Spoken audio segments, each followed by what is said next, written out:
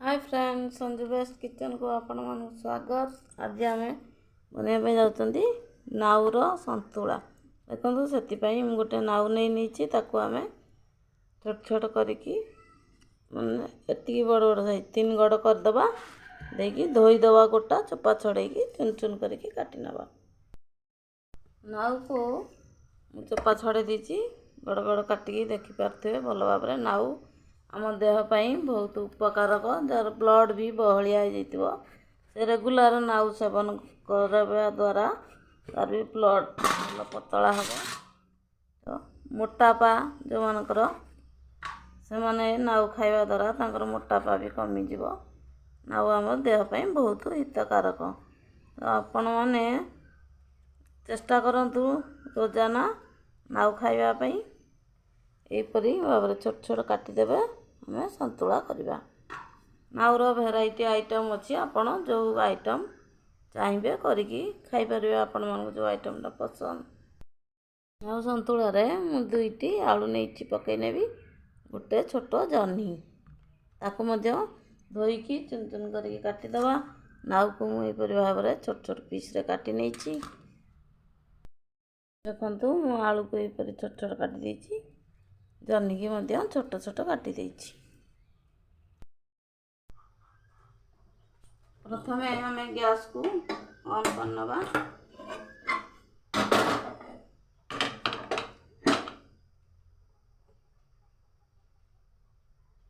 तेल देदवा, मोर कड़ई सुखिला अच्छी। देखो संतुला करने मु रसुण सोरिष और सुखिला लंका नहीं।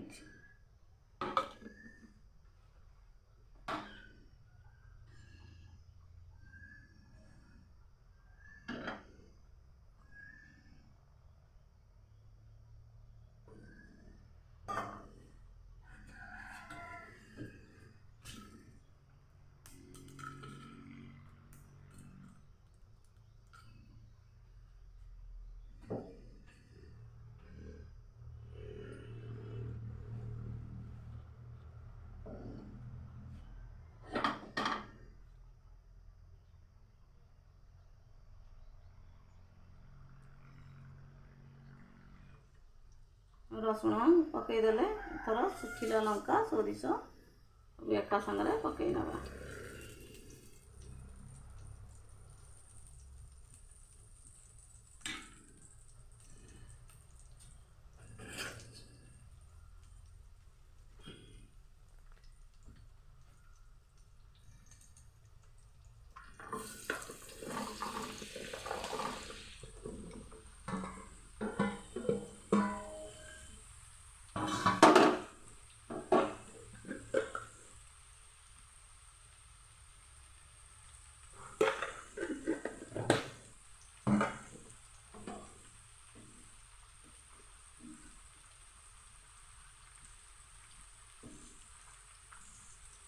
हल्दी स्वाद अनुसार लुण भी आम देदे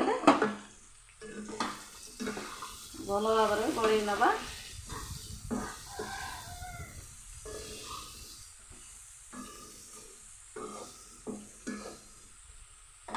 आम ढंकईदे 2 ରୁ 3 मिनिट।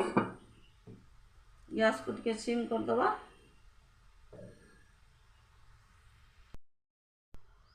ଏବେ ଆମେ ଟିକେ ଚଲେଇକି ଦେଖିବା।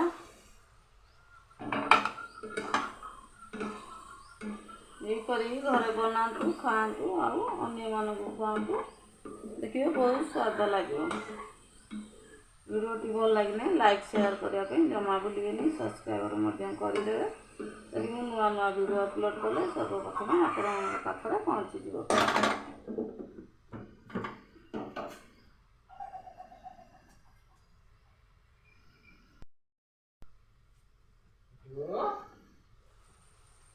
देखंतु संतुला पानी बाहरला, तेल ऊपर देखा आम किसी गुंड मसला ऐड करदे।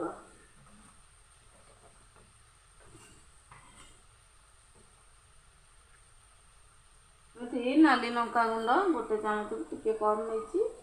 आम एटे बेसी मसला दबानी, ମୁଁ ଏଠି ଜିରା ଗୁଣ୍ଡ 1 ଚାମଚ ନେଇଛି, ଆଉ କିଛି ଦେବାର ନାହିଁ ମସଲା। ये 1/2 ଚାମଚ कम गरम मसला नाउ को एमती खाइबा आमर देह बहुत हितकार।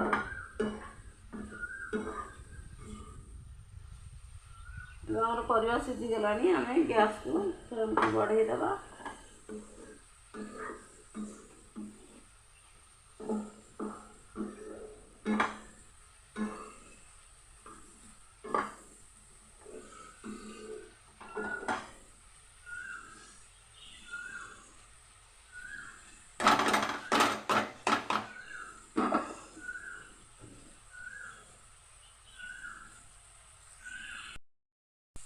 देखो आमर नाउ संतुला बिल्कुल रेडी हो गला। एबे हमें गैस को बंद करदे।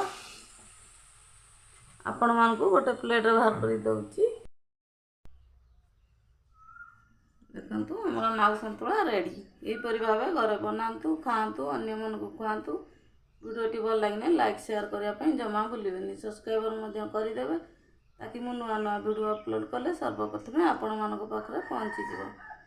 यही नाउ रायता को यही संतुला को आपण रुटी सहित कि भात सहित भी खाई पारे आराम रे। रोची विदाय दिंतु पुणी देखा नुआ एक वीडियो रे। बाय बाय, जय जगन्नाथ।